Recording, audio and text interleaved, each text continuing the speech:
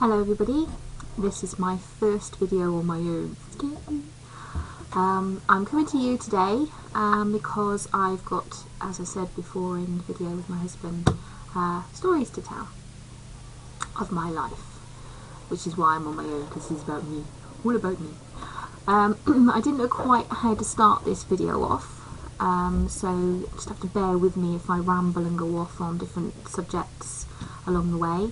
I call them cul-de-sacs, but just bear with me. I'm going to break it up into several sections because I think it's too long to go and do all in one go, and I think you'll get very bored. And there's certain areas that you'll find uninteresting or interesting. It depends on you and your circumstances as to whether there's something you can relate to or know someone who has been through a situation similar. It might even be your situation. So I think to get the background of me, I'm going to take you from sort of around about the time and start you off when I was 16, which was a time when we had been living up until that point in a certain town, which wasn't my birth town, but a town we'd moved to. We then moved back to my birth town when I was around about 16, so I had a bit of a growing up period outside this town that we're in now. Been in organisation, the truth as they call it, which isn't the truth, but we'll go on to that on another subject. For all my life, on and off. When I say on and off, what I mean is my parents were staunch pioneers through parts of their life. Then they would not go to meetings, so in and out is what I mean by in and out. There and then not there. So, but while not in the organisation, obviously they sort of had this feeling that the organisation was the truth, and that's what always brought my parents back in. Going back to when I was 16, pioneering, never had a boyfriend up to that point, because when you're brought up in an organisation like this, the view on boyfriends, marriage, relationships of any sort, looking back, is quite perverse actually. There's some moral standards there which are lovely. For example, getting to know somebody, sex before marriage is probably a no-no, you know, that sort of thing. But you know what? That can also make people and things twisted. And because the organisation is so strict on different things, it sometimes sends people off on another way, which is what I've experienced through people that I know, and you probably have too. It makes you intrigued. Anyway, 16, with all my cousins and my family in this birth town of mine. A cousin wanted me to go ice skating.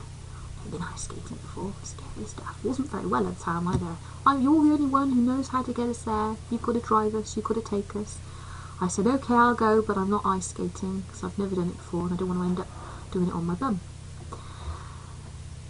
Went there, got there, so we left this birth town, back to the town I've been brought up in, and went to this ice rink, and loads of people suddenly went past. I thought, I recognise them, I recognise her, I recognise him. Oh, lots of witnesses that I haven't seen for ages. Oh, it's so-and-so and so-and-so.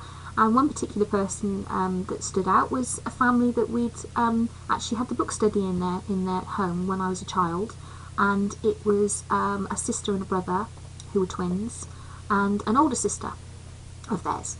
And the brother, I got baptised on the same day as his sister, and we'd shared a cubicle and got changed, so it was quite nice to see them again. Hadn't seen them for years. And got to chatting. Quite nice guy.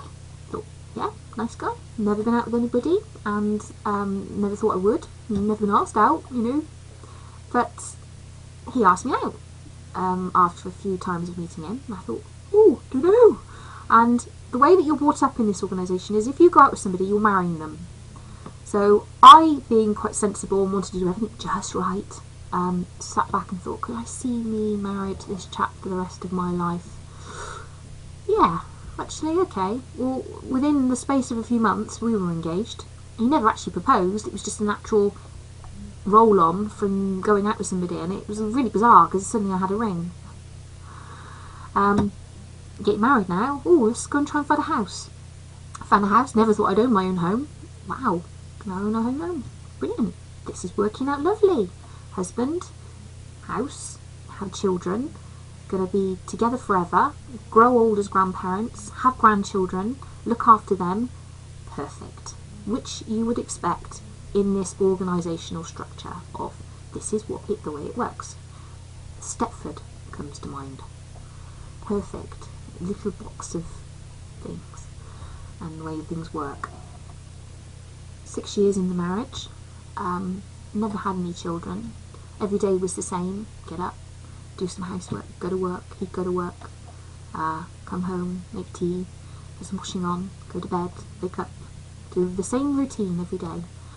Always tried to fit in with his family, never felt that I quite did. Don't know why, tried my hardest.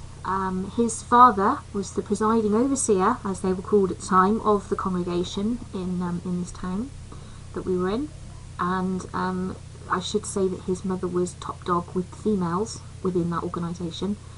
You'll know what I'm talking about if you've had experience with the witnesses or are in a congregation. It's the wives that do a lot of the string pulling and controlling of things, and they'll admit to that if you really get the one that's honest. Anyway, so yeah, lovely. Thought spiritual family, because he's presiding overseer, his mum and dad have been in the truth, he's been brought up in the truth. Oh, lovely, perfect little box. 6 years into the marriage, we were in and out of meetings, never really went. A bit of time where we didn't go for ages actually to the hall, never went on ministry. His dad, surprisingly, this is a secret, oh, not anymore, he used to put an hour in for us every month, so we didn't become inactive on the ministry. That allowed, is that in the rule book? I don't think it is. Interesting. I never knew that till quite a few years later. Anyway, it got to about beginning of the 6th year of our marriage, and we hadn't had any children. I'd always wanted them. He never really. I think he did as well, but it was one of those things that you had the discussion, but you never really did. And I said, I brought the subject up. Are we going to look at having children at some point? Oh, I don't know. And then he decided one day out of the blue, so we'll start trying in October. Ooh, really? Start trying in October? Fantastic. Really looking forward to October. Got to October, fell pregnant in December, and 3 months into the marriage, very distant. I couldn't reach him. He was going further and further away from me. Never really being attentive husband anyway, but was going further and further away from me. I didn't know where, how to grab him back, but went along with it because that was everyday life and you kind of do. But then I got the courage up and said, can I ask what's wrong? Is there something wrong with you? What's wrong? Nothing. I said, nothing. Right, okay. I'll ask again because it still wasn't right. Are you sure there's nothing wrong? Well, by this time we'd actually come back to my hometown in order to go to my mum and dad's wedding anniversary, which was, which you do, you go to your parents' wedding anniversary, and we were staying with them for a couple of nights. Anyway, I asked him again, because we'd gone to a meal the night before at my grandmother's, and quite a lot of the family were there, and he's very distant, went and lied down, and he'd had a tummy problem the whole time we'd been married, and it was playing up again, so it was not unusual for him to take himself off to have a lie down, but it just seemed different this time. And then the next day I said to him, what is wrong? And he said, I don't love you anymore. Pardon? What? No. Say it. Huh? Wow, wasn't expecting that. What did you say? I don't love you anymore. But I'm pregnant, and you're my husband, and this is going to be happy families forever after, and I don't understand. So I was shocked, as you can imagine, and then I said, well, I don't understand. Conversation went on, and then it was, he wanted separation. And I said, I don't know. What? I'm going to give you £30,000.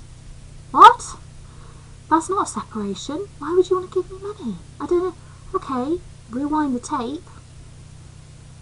I won't bore you with all the subjects or details, but basically, he then accused me of making him ill.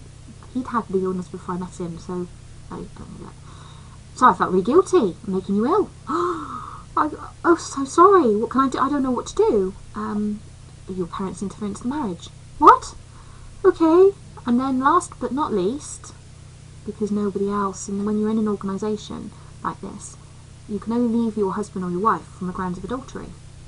So him just saying I don't love you anymore wasn't good enough for a reason to leave when you're in this organisation. So his parents weren't going to support that, nobody else was going to support that, and he wouldn't be able to move on with his life because he'd still be attached to me by the umbilical cord. So he turned around and, oh, here comes the old classic. That's not my baby. Pardon?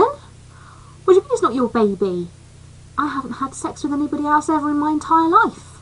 You're the only one. Of course it's your baby. This is a planned pregnancy. Your planned pregnancy. You wanted to start this. I'm 3 months pregnant. Hang on. You're accusing me of having an affair.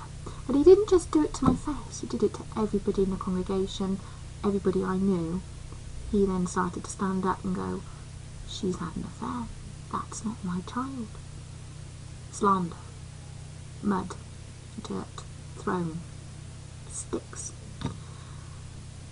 He knew it was. I knew it was. But this was his only way of getting out of a marriage, by accusing me of something that wasn't true.